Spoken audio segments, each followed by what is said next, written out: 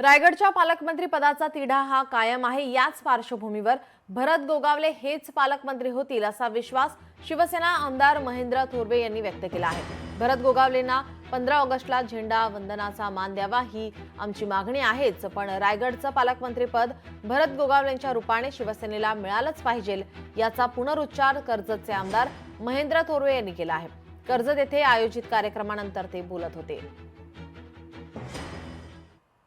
सुरुवातीपासूनच तिन्ही आमदार एकत्रपणे येऊन त्या ठिकाणी आमची ती मागणीच आहे की भरतशेठ गोगावले यांना रायगडचे पालकमंत्री करावेत।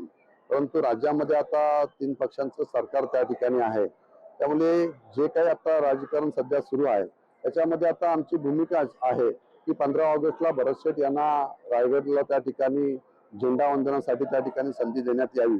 फक्त संधी देणार, फक्त झेंडा वंदनासाठीच नव्हे तर रायगडचं पालकमंत्री पद सुद्धा भरतशेठ गोगावले यांनाच मिळावं अशी आग्रही मागणी आमची त्या ठिकाणी फडणवीस साहेब असतील, शिंदे साहेब असतील, अजितदादा असतील, या सगळ्यांकडे आम्ही सातत्याने करत आहोत।